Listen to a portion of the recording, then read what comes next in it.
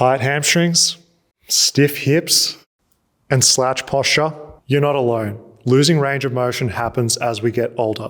You've got to use it or lose it. Today, you'll learn the 7 must-do flexibility exercises you need to get mobile and feel better for life. The hamstrings are a problem area for most people. It's actually shocking how rare it is to see someone comfortably touch their toes. But with the following exercises, you're going to stretch and strengthen your hamstrings. No more of that stubborn tightness on the back of your legs, if you follow my advice. Using a band to stretch your hamstrings is an absolute cheat code. By lying on the floor, your body can relax so that you can access a deeper stretch. Just follow this sequence. Extend your leg and hold it there for 5 breaths. Then you're going to relax for a moment and repeat, doing 5 reps of 5 breaths. Using a band makes stretching your hamstrings more effective for a few reasons. Notice how the band pulls the foot towards your face. This dorsiflexes the ankle, giving you a strong calf stretch. For many people struggling to touch their toes, tight calves, not just hamstrings, are the limiter. Since the calf crosses both the ankle and knee joints, you're getting a 2-for-1 special, stretching the calves and the hamstrings at the same time. The band acts as resistance for the hamstrings and assistance for the hip flexors. As you extend the leg straight, you're getting a serious stretch alongside the back of your leg, and this resistance builds strength at length. On the other hand, most of us have weak hip flexors. This is where band assistance comes in to save the day. Thanks to the help of the band, you can bring your hip closer towards your body, helping you stretch further. This means that your hip flexors don't have to work as hard. So for beginners who are struggling to feel the stretch, this setup is an absolute lifesaver. The most important cue with this hamstring stretch is don't let your leg drift away from your body, because this weakens the stretch. The goal is to drive your thigh as close to your chest as possible while straightening your leg to the max. If your leg starts shaking uncontrollably and you're flirting with a muscle cramp, you're on the right money. The Jefferson curl is the best hamstring stretch, and it's not as dangerous as most people think. With the legs locked out and the quads engaged, you're going to slowly curl your spine, one segment at a time. Lower down as far as you can comfortably tolerate. The stretch should be uncomfortable, not painful. During Jefferson curls, just calm down. You gotta chill. This way, you can access your deepest range of motion. Calm breathing is the best way to tell your body that it's okay, because this activates your parasympathetic nervous system. Rounding your back on deadlifts will not kill your lower back. This myth has no strong scientific evidence. The human spine, it's designed to bend, twist, and rotate under load. The poison is in the dosage. If you've never tried this before, of course, stacking on your heaviest deadlift and trying it is a risky recipe, but our body can become robust and resilient with training. Yes, even loaded flexion is safe when approached sensibly. The best way to keep your Jefferson curls safe and effective is just to load them lightly to begin with. Loaded stretching is a powerful method for increasing range of motion in adults, because the weight assists you to go deeper while also making you stronger. If you've only ever done gentle static stretches, this may be the reason why your hamstrings remain forever tight. I've spent the last 6 months doing Jefferson curls twice per week. I started with just an empty barbell, and I've progressively overloaded up to 50 kilos. The hamstrings have always been a real problem area for me. When I first started, I could barely reach down past my knees. Legit, that's how tight I was. The Jefferson curl has been a lifesaver for increasing my ROM, but one caveat: expect serious muscle soreness. This is because your hamstrings and spinal erectors are being trained at length. Keep in mind, progressive overload applies to flexibility training just like lifting weights at the gym. With Jeffersons, you want to gradually increase how much range of motion you're using as well as the load. You have to auto-regulate with this stuff just like you would in regular training. Some sessions you might feel tighter or weaker, so just cut your range of motion and use a little bit lighter loads on your Jeffersons. With flexibility, progress isn't linear. You're not going to constantly be able to stretch deeper and deeper, just like how you can't always progress at the gym. But if you keep showing up consistently and doing the work, trust in your body, and eventually you'll be able to fold yourself in half. I can't wait to eventually throw on 60 kilos on the Jefferson curl, only to be told by some uneducated, contextually dogmatic, fear-mongering pessimist that this is dangerous. Your body can change. Your body can get flexible as an adult if you build that strength at length with these range of motion movements. Optimism. The single leg good morning will stretch your hamstrings like never before. Set up with a weight held behind your head. This encourages you to keep a straight back and correct movement mechanics. Your stretching leg stays straight to get a deep stretch in those hammies. Your support leg stays bent to maintain balance and stability. Good mornings are all about that hip hinge motion. When you keep your chest up and you drive your hips back, you're going to feel this all hamstrings and no lower back. This technique and posture loads the hamstrings in their most lengthened position, where they cross the hip joint. This creates a strong stretching sensation without faking ROM at the lower back. In the single leg good morning, you should be feeling this proximally high up in the hip,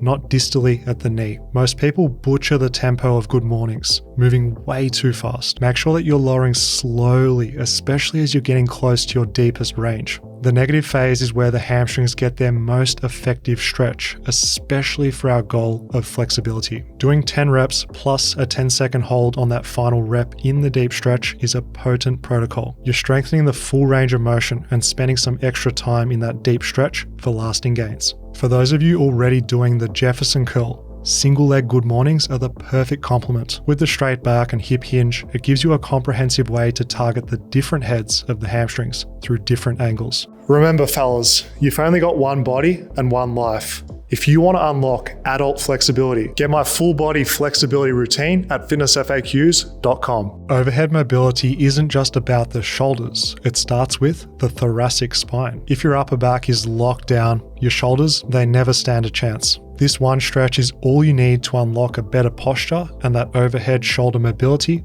that you've been missing. I don't want to waste my days doing a dozen boring stretches that don't work. That's why I love the bodyweight pullover. It's the best way to open up your shoulders and spine simultaneously. Specifically, it stretches your thoracic spine into extension while opening up the lats, pec minor, and teres major, those big muscles that usually lock down your shoulders overhead. You'll also feel a huge release through the chest, ribs, stomach, because your body is arching backwards in this one. This setup might look a little fancy, but trust me, it's worth it. You'll need something solid to act as a fulcrum for your upper back. Yoga blocks work well, or even a firm foam roller. Next, you'll want to fix your hands overhead. Stall bars are perfect for this, but if you don't have them, a barbell in a squat rack or a Smith machine with a bench combo works just as well. The bodyweight pullover is simple to perform. You're going to arch and try and get your hips down towards the ground. You should feel a massive stretch through your spine and shoulders. But here's the warning. It is very intense. Always move slowly and stay within your strength limits when starting out. With big tension comes big stretch, and with that comes more range of motion gains. Funny how that works, isn't it? The challenging movements are the ones that actually change our body. If you commit to serious strength stretches like this, you'll be rewarded with lasting mobility. After just a few sets of bodyweight pullovers, I feel like a completely different person. I'm standing taller with a proud, upright posture. Breathing feels easier, and when I lift my arms up overhead, there's less resistance to doing so. But I get it. Watching a difficult stretch like this that you can't do is frustrating. Don't stress. I'll show you the best regressions for beginners so you can work up to this movement step by step. Pullovers with a weight overhead are a great start. You're still using the spine as a fulcrum and opening up the shoulders, but with a fraction of the load. Passive holds in the bodyweight pullover posture, where you keep the bum on the feet or the floor, help to reduce the intensity. These are great because you can scale it to a difficulty and amount of weight that you're actually bearing that suits your strength level. Isometric holds in the air without moving into deeper extension are a great intro. The body feels safe doing statics, and it's a good intro to the bodyweight pullover. This is my go-to spine and shoulder stretch because it actually has room for progress. All you need to do is elevate your hands and feet to expand your range of motion and keep going deeper. The mark of a good flexibility or mobility drill is progressibility. If you can't make it harder, it's not worth your time. We live in a sitting society. At work, in the car, or even at home, watching fitness FAQs on YouTube. The result? Hips that don't move the way they should. Let's fix that by opening up your hips for comfy squats and supple hip flexors. Welcome the pigeon stretch, an absolute classic for hip mobility. With this one, the front leg is placed across the body, which puts the hip into external rotation. That's why you feel such a strong stretch in the glutes, piriformis, and deep hip rotators. The best way to perform this stretch is actively. using strength to increase range of motion. It's okay to keep light hand support just for balance, but don't use them to offload too much body weight. From here, you want to press your front shin into the ground, squeezing the glutes and owning the position. It's this pushing with control at your limits is what transforms a basic stretch into true mobility training. And that's what delivers lasting results. For beginners, I recommend using an incline bench. This way, the hip can be positioned at a friendly angle, helping to ease into the stretch and without any of that knee discomfort. From here, you want to hinge forward. You can play around with using a straight back or a rounded back. Each of these stretches different parts of your body and it offers different sensations. Explore, experiment, and find out what you enjoy more. When you train pigeons consistently, you'll feel the difference. Hips that move freely, glutes that are switched on, and less pinching when you sit or squat. Over time, you'll notice more freedom on every hip dominant movement. The reverse Nordic will open up even the tightest of hip flexors. If you struggle to sit in a deep squat because of tight quads, this is your go-to option. For correct technique, start by squeezing your glutes. You want to keep a slight posterior pelvic tilt as you lean back. This directs the stretch into the quads and the hip flexors. Just avoid arching your lower back excessively. This is a common way people try and cheat the movement. The band-assisted variation is my go-to option. I recommend you train. When using a band, it helps the most at the bottom. It provides assistance where you're weakest. This lets you explore a deeper range of motion than would otherwise be possible. Reverse Nordics are sometimes called natural leg extensions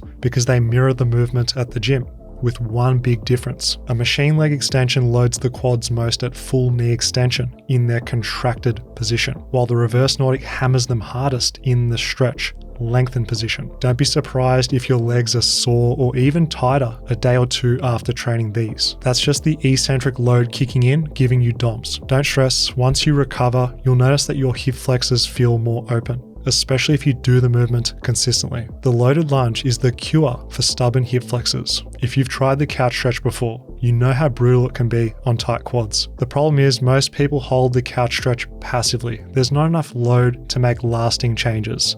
The loaded wall lunge is the upgrade. By adding weight and holding under tension, you force the hip flexors and quads to adapt, building strength at length instead of just hanging out in a stretch. Start light with around 5 kilos in each hand. The weight should encourage you to sink deeper, not so heavy that your body seizes up. Notice how in this one you're not moving in and out of the stretch. Instead, you're holding the end range and letting the load pull you deeper over time. Think of it as a yielding isometric.